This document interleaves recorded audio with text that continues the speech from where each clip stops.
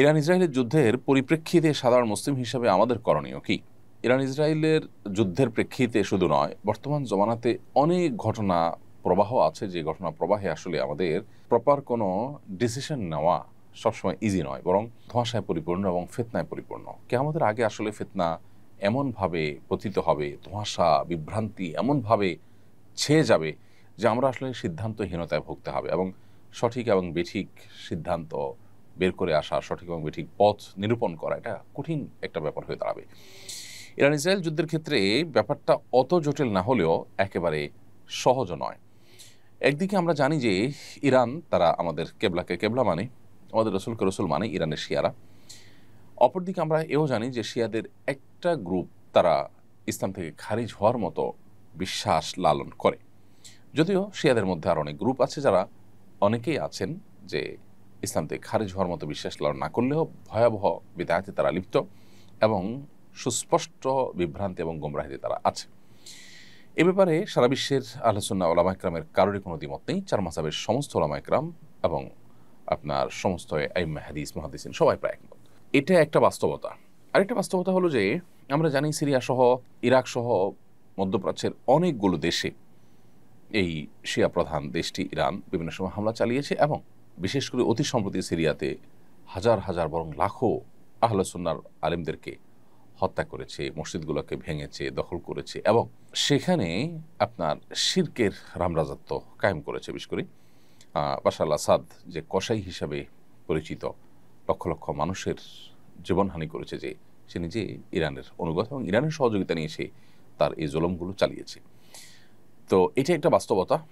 আবার ইহুদি রাষ্ট্রটির যে জুলুম দীর্ঘকাল পর্যন্ত ফিলিস্তিন সহ গোটা মুসলিম বিশ্বের বিরুদ্ধে যে ভয়াবহ এবং সবচেয়ে খুল্লম খোলা শত্রুতায় লিপ্ত, এটা তো আজকে নতুন নয়। এবং কোরআন কারীমে আল্লাহ বলেছেন, লা তাজিদান্না আশাদ্দান নাসি আদাওয়াতান লিল্লাযিনা আমানুল ইয়াহুদ, ঈমানদারদের সবচেয়ে বেশি কঠোর শত্রুতা করতে দেখবেন ইহুদিদেরকে, হে রাসূল, এবং এরপরে যারা মুশরিক তাদেরকে। আজও আমরা দেখছি যে আমাদের পার্শ্ববর্তী দেশের মুশরিক দেশ এবং এই ইহুদি দেশ, উভয় দেশ পৃথিবীর যে কোনো প্রান্তে মুসলমানদের বিরুদ্ধে তারা ঐক্যবদ্ধ এবং সবচেয়ে বেশি সোচ্চার। তো এই জন্য যারা আমাদের আহলে কেবলা নয়, সেই ইহুদিদেরকে এক সাইডে রাখলে অবশ্যই শিয়ারা, যারা আমাদের কেবলাকে কেবলা মানেন, যাদের সাথে আমাদের অনেক দিক থেকে মিল আছে, তারা আমাদের সন্দেহাতীতভাবে আমাদের বহু কাছাকাছি, সেই জায়গা থেকে তাদের প্রতি আমাদের সিম্প্যাথি, তাদের প্রতি আমাদের সমর্থন থাকার কথা সূরা রুমের মূলনীতির আলোকে।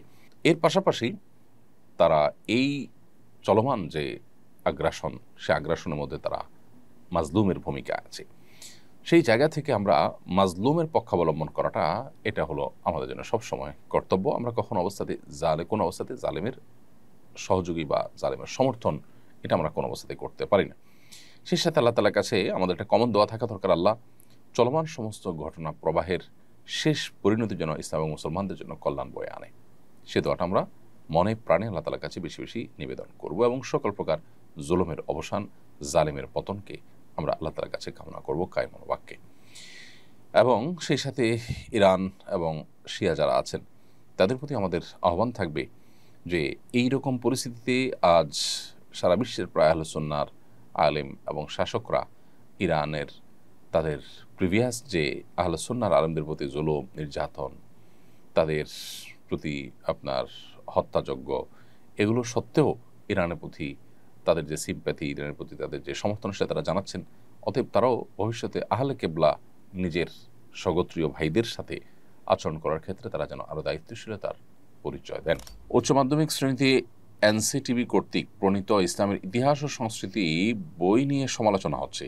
এই বইটি একাধিক সাহাবীর ব্যাপারে সমালোচনামূলক রচনা আছে। এই বইটিতে একাধিক সাহাবীর ব্যাপারে সমালোচনামূলক রচনা আছে। সাহাবীর মর্যাদা সম্পর্কে ইসলামের নির্দেশনা জানতে চাই। সাহাবা ইকরামের নির্দেশনা ইসলামের আলোকে সুপ্রতিষ্ঠিত, সুপ্রমাণিত, এবং তাদের যে মর্যাদা, সেটা রক্ষা করা একজন মুসলমানের কর্তব্য। নবী করিম সাল্লাল্লাহু আলাইহি সাল্লামের পরিষ্কার হাদিস রয়েছে, আমার সাহাবীরা তারা হেদায়েতের উপর আছে, তাদেরকে তোমরা যদি পথ নির্দেশ গ্রহণ করো তাহলে তোমরা হেদায়েত প্রাপ্ত হয়ে যাবে। তাদেরকে গালি দিও না, লা তাসুব্বু আসহাবী, তোমরা আমার সাহাবীদের সমালোচনা করো না। অতএব সাহাবীদের কোনো যদি ত্রুটি থাকে, আমরা সেই ত্রুটির অনুসরণ করব না, আমরা বিশ্বাস রাখবো তারা ত্রুটির ঊর্ধ্বে নন। তবে আল্লাহ তাআলা তাদেরকে মাফ করে দিয়েছেন, তাদের প্রশংসা করেছেন, নবী সাল্লাল্লাহু আলাইহি ওয়াসাল্লাম তাদের প্রশংসা করেছেন এবং তাদের সমালোচনা করতে নিষেধ করেছেন। বিধায় তাদেরটা ভালোটা আমরা গ্রহণ করে চলবো, তাদের সমালোচনা জায়েজ নয়। এবং কোরআনে কারিমে আল্লাহ তাআলা সাহাবায়ে কেরামের প্রশংসা, ভূয়সী প্রশংসা করেছেন বিভিন্ন জায়গায়। আল্লাহ বলেছেন যে মুহাম্মদুর রাসূলুল্লাহ ওয়াল্লাযীনা আমানু মা'আহু আশিদ্দাউ আলাল কুফফার রুহামাউ বাইনাহুম তারাহুম রুকআন সুজদান ইয়াবতাগুনা ফাদলাম মিনাল্লাহি ওয়া রিদওয়ানা সীমাহুম ফি উজুহিহিম মিন আথারিস সুজুদ যালিকা মাসালুন ফিত তাওরাতি ওয়া মাসালুন ফিল ইনজিল কাযারইন আখরাজা শাতআহু ফাআযারাহু ফাস্তাগলাযা ফাস্তাওয়া আলা সুকি। এই যে মুহাম্মদুর রাসূলুল্লাহ ওয়াল্লাযীনা মা'আহু, এই আয়াতে আল্লাহ তাআলা সাহাবীদের কথা বলেছেন যে মুহাম্মদ আল্লাহর রাসূল, ওয়াল্লাযীনা মা'আহু আশিদ্দাউ আলাল কুফফার, এবং যারা তার সঙ্গে আছেন তারা কাফিরদের উপরে কঠোর, পরস্পর তারা বিনয়ী, বিনম্র, একে অন্যের প্রতি দয়ালু। তারপর তাদেরকে সবসময় দেখবেন রুকুতে, সিজদাতে তারা আল্লাহর সন্তুষ্টি শুধু আশা করে, এবং তাদের সিজদার আলামত তাদের চেহারায় ফুটে ওঠে। আর অনেক প্রশংসা আল্লাহ তাআলা তাদের করেছেন। আল্লাহ বলেছেন রাদিয়াল্লাহু আনহুম ওয়া রাদু আনহু, তাদের প্রতি আল্লাহ তাআলা সন্তুষ্ট হয়েছেন, তারা আল্লাহর উপরে সন্তুষ্ট হয়েছেন। নবী সাল্লাল্লাহু আলাইহি ওয়াসাল্লাম বলেছেন উহুদের, বদর যুদ্ধে অংশগ্রহণকারী সাহাবীদের উপরে, মালুম আশাইতুম ক্বাদ গাফারাল্লাহু লাকুম, তোমরা যা ইচ্ছা করতে পারো, আল্লাহ তাআলা তোমাদের ক্ষমা করে দিয়েছেন। এই হাদিসগুলো সবগুলো প্রমাণ করে যে নবী সাল্লাল্লাহু আলাইহি সাল্লাম এর সাহাবীদের মর্যাদা আল্লাহ তাআলার কাছে কত বড়। তো এই জন্য আমাদের কর্তব্য হবে আল্লাহ রাব্বুল আলামিনের এই নির্দেশনা এবং নবী সাল্লাল্লাহু আলাইহি ওয়াসাল্লাম হাদিসগুলোকে মাথায় রেখে সাহাবায়ে কেরামের সমালোচনার বাইরে থাকা। সাহাবায়ে কেরামের ব্যাপারে কোরআন এবং সুন্নাতে আরো ভুরি ভুরি হাদিস রয়েছে। আব্দুল্লাহ ইবনে মাসউদ রাদিয়াল্লাহু তাআলা আনহু বলেছেন, মান কানা মুস্তান্নান ফালইয়াস্তান্না বিমান ক্বাদ মাত, যে ব্যক্তি আদর্শ হিসেবে গ্রহণ করতে চায় কাউকে, সে যেন যারা মারা গেছেন, অর্থাৎ তার সময় যারা মারা গেছেন তারা হচ্ছেন সাহাবী, তাদের যেন তাদের যেন আদর্শ অনুসরণ করে। উলাইকা আসহাবু মুহাম্মাদিন সাল্লাল্লাহু আলাইহি ওয়াসাল্লাম, তারা মুহাম্মদ সাল্লাল্লাহু আলাইহি ওয়াসাল্লামের সঙ্গীরা ছিলেন, সাহাবীরা ছিলেন। কানু খায়রু হাযিহিল উম্মাহ আবরুহা কুলুবান ওয়া আমাকুহা ইলমান ওয়া আকাল্লুহা তাকাল্লুফা, তারা এই উম্মতের সবচেয়ে শ্রেষ্ঠ মানুষ ছিলেন। তাদের অন্তর ছিল সবচেয়ে পবিত্র, সবচেয়ে এলেমের দিক থেকে তারা গভীর ছিলেন, জ্ঞানের দিক থেকে, এবং লৌকিকতার দিক থেকে সবচেয়ে কম ছিলেন তারা। তো এই যে হাদিসগুলো, এই হাদিসগুলোর আলোকে সাহাবায়ে কেরামের সমালোচনা কোনো ইসলামিক ইতিহাসের বইয়ে থাকতে পারে না, সংস্কৃতির বইয়ে থাকতে পারে না। মূলত এনসিটিভি দীর্ঘদিন পর্যন্ত সেখানে বই পুস্তক রচনার জন্য, বিশেষ করে আপনার আমাদের নিচের দিকের বাচ্চাদের বই পুস্তক রচনার ক্ষেত্রে এমন কিছু লোককে সেখানে প্রশ্রয় দিয়ে রেখেছে, এবং এমন কিছু লোক এনসিটিভির উপরে আপনার নিজেদের প্রভাব বিস্তার করে রেখেছে যে যুগ যুগ ধরে তাদের বিরুদ্ধে, বছরকে বছর তাদের বিরুদ্ধে আলোচনা করেও কোনোভাবে তাদেরকে নড়ানো যায়নি। ইসলাম শিক্ষা এবং ইসলামের ইতিহাস বইয়ের লেখার ক্ষেত্রে এমন এমন লোক রাখা হয়েছে যাদের মধ্যে এমন লোক আছে যারা হাদিস অস্বীকার করে, হাদিসকে স্বীকারই করে না, যারা মুসলমানই না, এরকম লোককে রাখা হয়েছে, এবং যাদের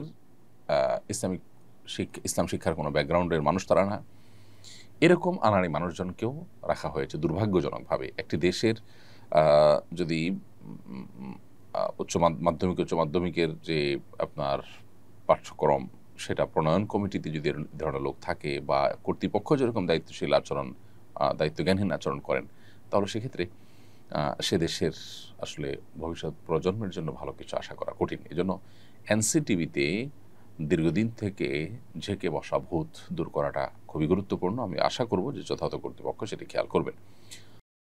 আস-সুন্নাহ ফাউন্ডেশন, উম্মার স্বার্থে সুন্নাহর সাথে।